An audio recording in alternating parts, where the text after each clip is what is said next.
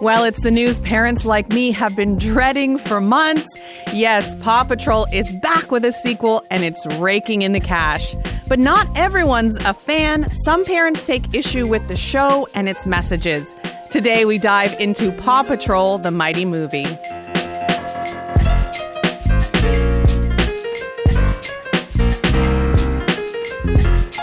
I'm Amil Niazi, sitting in for Elamin Abdelmahmoud.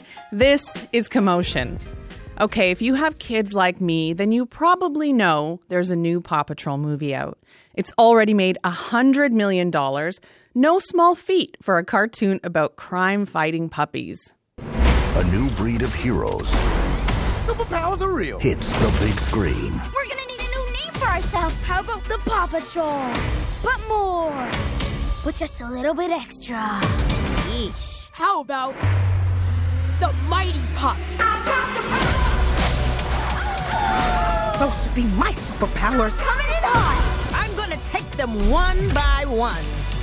Now, if you've never heard of Paw Patrol, and lucky you, let me explain. It's a wildly popular kids show on Netflix made by a Canadian company called Spin Master. The cartoon takes place in a town called Adventure Bay, where everything's, kind of upside down. The adults are helpless. They're in near constant crisis, which, to be honest, actually sounds very normal to me. And to quote the theme song many of us have memorized, Ryder and his team of pups will come and save the day. All the puppies have jobs. There's Chase the police dog, Sky the pilot, Marshall the fire dog, Rubble the construction worker, Rocky the recycler, and Zuma the lifeguard. Yes, Paw Patrol is a Canadian success story. There's no doubt about it. But there are parents, myself included, who have some pretty sharp critiques on why they don't really want Paw Patrol in their homes. I talked to Barry Hertz and Syrus Ware about all of this, and started by asking Barry to give us a quick rundown of the new movie. Well, it's an emotional, rollicking journey through the zeitgeist. If you know anything about the television show, it is basically that writ large. Instead of an 11-minute adventure in which the pups save a bunch of poor denizens of Adventure Bay, they are now in the big adventure city. They get some superhero powers by virtue of a meteorite, and they once again save the day against a villain who is kind of in cahoots with the always detestable Mayor Humdinger. Vehicles are driven, songs are sung, lessons are learned. Sky gets a little bit more of a backstory. This is kind of her movie, whereas the first movie was that of Chase. And everybody goes home happy and really excited to raid the toy aisles afterward. Yeah, I won't even get into the idea of children and puppies having, meteorite-fueled weapons, but we'll save that for another show. I imagine you took your kids too, or they saw it anyways. What did they think? They loved it. Yeah, I got a advanced screening link, so I was able to watch it at home with them. And I have 3 kids aged 9, 3.5, and 2. And this is kind of the rare entertainment that will kind of completely transfix all 3 of them to stay completely still for 80 minutes or so. So they were all glued to the television. They were all very excited. And immediately after it was over, I have been fending off demands to watch it again. They were very happy. What do you think they like about it? Because 9, 3, and 2, those are pretty disparate ages. Usually, I have 2 kids myself, and they're already starting to, fight over what each of them wants to watch. So what do you think unites them in liking Paw Patrol? It is a kind of curious case. I think what the makers of the film have really done that's really smart is, they retain the core elements of the television show, which is aimed at that preschool market, but they've also leveled it up so that audiences who have aged out of it, gone on to more quote unquote sophisticated offerings, they made it a superhero movie, which, 8 to 9 to 10 kids adore.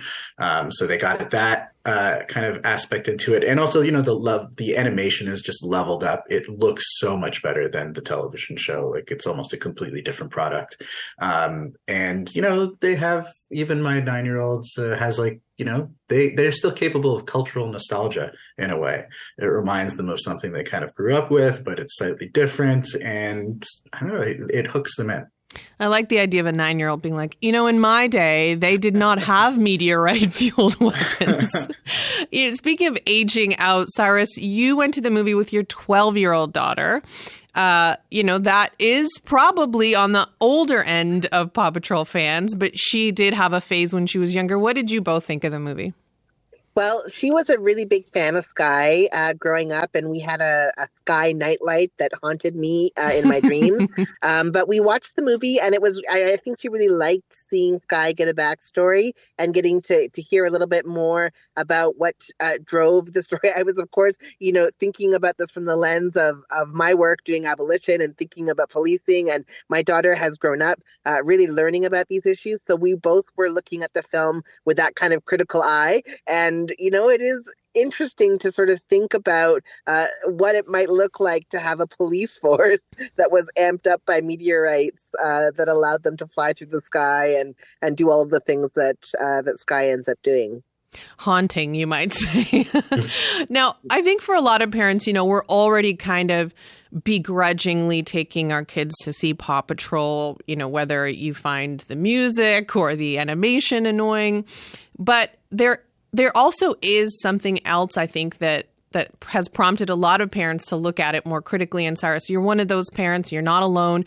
You actually tried to ban Paw Patrol from your home. Can you just talk a little bit about what happened there? I know it didn't work, but why did you kind of initiate that conversation with your child? I had my daughter in 2011, and, by the time she was 3, 4, she was really interested in Paw Patrol. She loved the story. She loved the fact that they were dogs. She wanted a dog, and she loved it. But at the same time, there were tremendous uprisings happening in my community. 2016, BLM ends up occupying police headquarters, and my daughter came to a lot of the protests, and she was engaged, and she was, chanting out Black Lives Matter, and really questioning policing, and then coming home and watching Paw Patrol. And I was like, something is not community putting together here, because they literally are driving around, one of them in a police car. There are these sort of first responders that are heavily carceral. We even see, of course, in this Paw Patrol movie, someone goes to jail, and, there's a whole thing about jail, and the dogs are able to arrest people. Mm-hmm. And so we were really critical of that. So I did try to ban Paw Patrol. And of course, as any parent, it was a rookie mistake. Any parent will tell you, never ban something that you actually want them to not do, because it makes it so exciting and enticing to want to watch. So, of course, I ended up not only with like Paw Patrol shampoo and this Paw Patrol nightlight that, as I say, will haunt me until I'm 97. Paw Patrol ended up becoming bigger in my house than I meant it to be. Yeah, I mean, I love this conversation because I very much tried to do the same thing and really tried to initiate at least some nuanced conversations about policing with my 4-year-old at the time. And again, I'm not sure where it went, but what was her response to this? Because I am very curious at what age you can start trying to introduce some of these subjects with your kids. Well, she was really open to having the conversation, and she was, really tied to the way that they had drawn the dogs. And she was like, well, only one of them is really in a police car, and the other ones are firefighters, and the other ones are these other kinds of first responders. And so she was also critical, and I think that, then last night coming home after the movies and being able to sort of talk through what she was thinking about it at 12 now, and saying, well, yeah, actually, it really did kind of glorify policing, and it made it seem like the police were going to, solve every problem. And why was it, her big question was, why was the villain black? And, she was upset about that as a young Black girl. She was like, oh, I didn't like that the villain was black. And, so we ended up having some really good conversations that I think wouldn't have been possible if we hadn't had to sit down about Paw Patrol, say, 4 or 5 years ago. So you're saying there's hope for me still. That's good. That's very promising. Barry, editorials aside, the cartoon itself, it's a juggernaut. And in Canada, it is big business. And the company behind it, Spin Master, has become a success story. You've done a lot of reporting about the business side of Paw Patrol. Can you talk a bit about how this show became such a giant in children's entertainment? Yeah, for sure. I mean, this was launched by, as you say, Spin Master, which is a Toronto-based children's media company. That means like from screen to shelf. So they both produce shows and they make the toys and merchandise. And it launched really right before the streaming age kind of had its boom. So it had that debut on linear television, TVO in Canada. They had a great partner with Nickelodeon and Paramount in the United States. And it was something they really carefully refined. This was kind of a creation from that had a part of it in one of Spin Master's co-founders. They also got the guy who made Bob the Builder to basically refine the concept. They were very careful about it to make sure that kids would latch onto it immediately. Mm-hmm. Part of which was that, earwormy theme song that we have all grown to hate. So basically there was that. And then when the streaming boom kind of launched, suddenly, all these services were in desperate need of children's content to fill the catalogs. Netflix signed on, Paramount Plus eventually signed on. It's inescapable on YouTube. And then in tandem, just launching this merchandising blitz, toys, shampoos, blankets, cereal, toothpaste, Band-Aids, diapers. You can live and breathe Paw Patrol from the age of infancy until 12 years old and never have to go off brand. Cyrus, I wonder sometimes if, part of the popularity of a film like this, of the Mighty movie, is the fact that there just hasn't been a lot in the way of children's entertainment at the box office, especially this year. Do you find that frustrating as a parent? It is so hard because, look, there's lots of times as parents where we need that 80-minute, 90-minute. It's also good quality time with our kids. I have a tween, so she loves going to the movies. She loves the popcorn and the whole experience of it. I was really happy, with the Barbie movie this summer that there was this content that, was relatively interesting for me to watch, but also something that she could really latch onto. But there's really, this is sort of few and far between. And I think that we need more good children's storytelling and an investment in the children's market. I think that I want to see stories that are about the kind of social issues that are happening in the world, the kind of things I want to be talking to my kids about. And I haven't seen a lot about that. The Barbie movie was great because I got to sort of talk about feminism and talk about gender issues and talk about the patriarchy and sort of introduce some of the things that were brought up in the film with my daughter and be able to have a bigger conversation. In the absence of content like that, we end up with the Paw Patrol movie. The Paw Patrol movie. Barry, this is something I ask myself that I frustratingly scream out into the world every once in a while when I want to go to the movies with my kids. Besides Ninja Turtles this year, which I thoroughly enjoyed, but I have already seen with my son at least 12 times. Why is there this kind of dearth of programming at the box office when you would think that there are just tons of parents, wanting a space to take their kids to? I think a lot of it has to do with the after effects of the pandemic. That kind of, made theaters a no-go zone for a lot of people, families, especially. And mostly the studios behind that kind of children's entertainment were paying more attention to putting efforts into boosting their subscription services. On top of that, a lot of these animated films are very expensive to produce if you do it well. A Pixar film, which is kind of, the top tier of children's entertainment, we're, kind of led to believe, and I think that's true, cost hundreds of millions of dollars, years in production. All the celebrity voices that the adults get a kick out of, they don't come cheap. So putting a film out there is an increasingly risky bet. Sometimes it pays off really well, like Super Mario Brothers, which was just a juggernaut, number 2 film of the year behind Barbie. And sometimes you have something that's more of a slow burn success like Elemental. And people have kind of been saying, well, as Pixar lost its touch, even though it had a very long tail, because there was such a starvation for family audiences of films they could take their children to during the summer. So when something comes along and really resonates and is really marketed well, then it shows that the audiences is there. We all want to distract our children, especially as it gets colder out and we can't take them to the park for 90 minutes. So I think it's coming back, and the Paw Patrol movie is showing that it is. And on the other hand, Cyrus, a lot of these these films are designed to kind of appeal to adults and kids. Encanto, the Ninja Turtles soundtrack is very obviously for someone my age and Seth Rogen's age. But Paw Patrol seems like it really is just for the kids. And there's something, kind of great about that it really is, doesn't matter if parents don't enjoy it, the kids do. There's, there's maybe one or two times where I wouldn't even say I laughed, but maybe I smiled widely, where the jokes kind of landed. But other than that, really, these were jokes for the kids. The jokes and the references were for the kids. And, the pace, the quick action, the storyline is really focused on their age group, and they really committed to that. That was my conversation with Syrus Marcus Ware. He's a visual artist, activist, and assistant professor at McMaster University. And Barry Hertz is the deputy arts editor and film editor at the Globe and Mail. Tom Power spoke with Canadian voice actor Ron Pardo, who plays Captain Turbot and Mayor Humdinger in the film. You can find that on today's episode of Q, wherever you get your podcasts.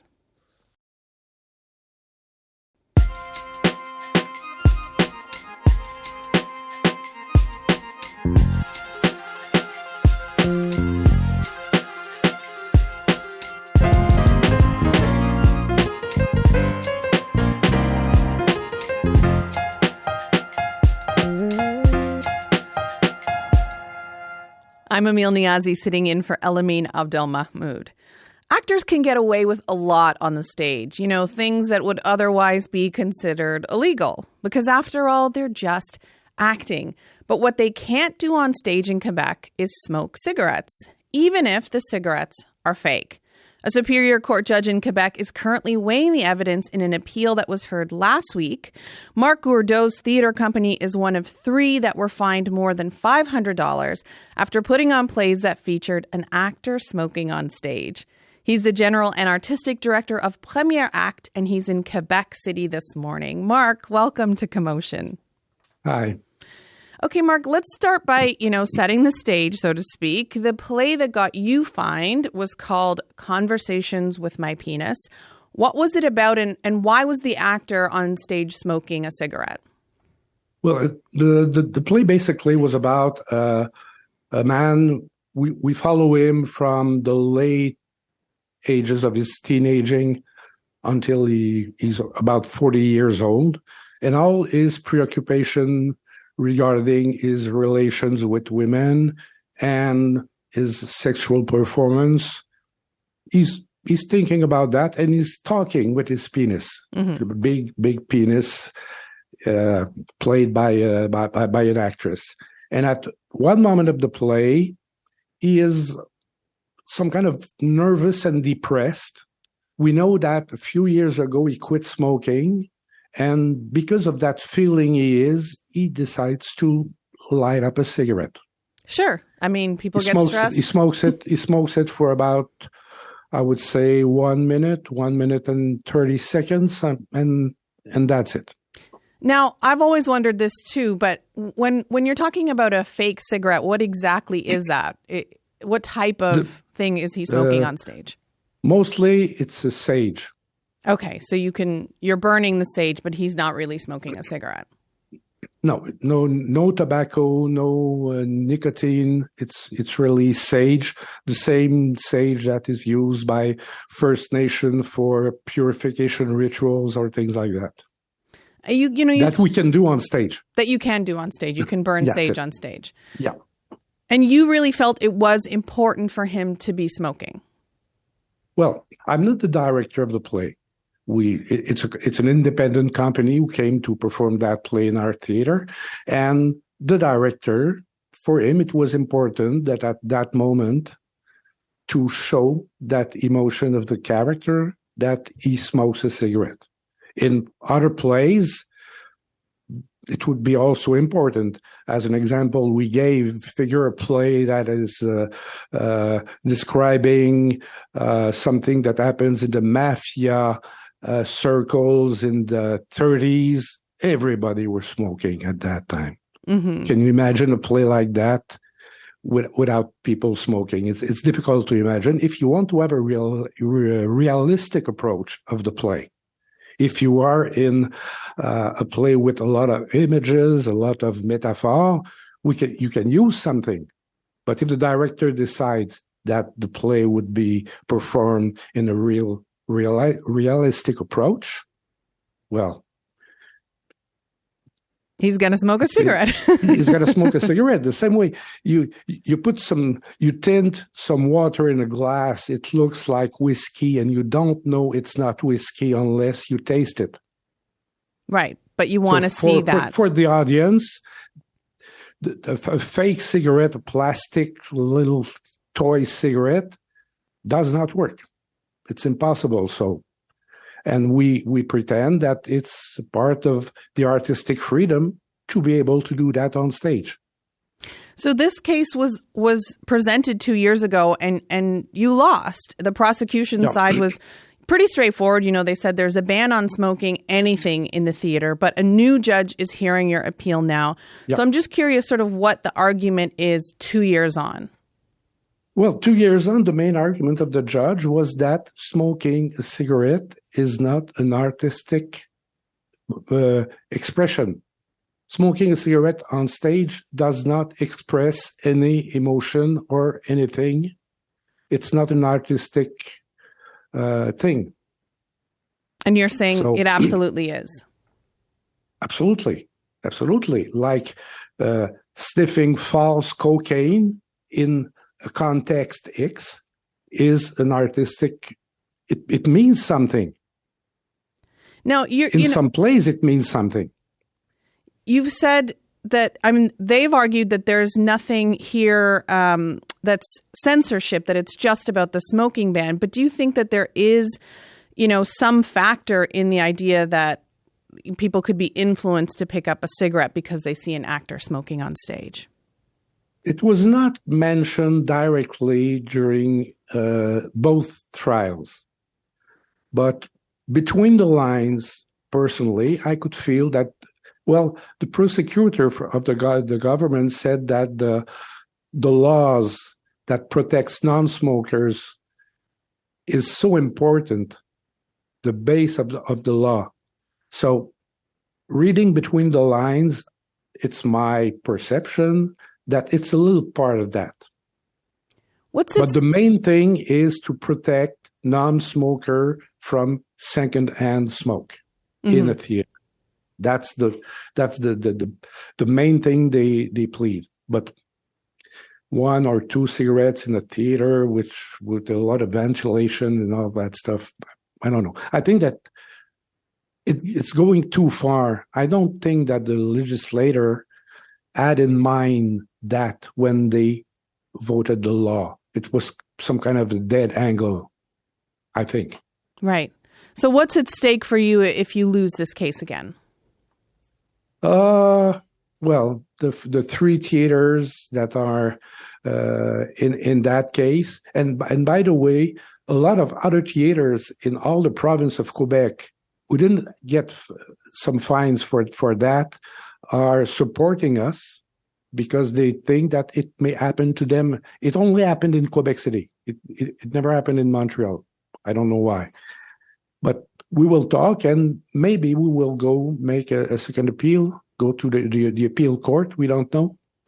But for us, it's really important because it starts with that. Where will that go after?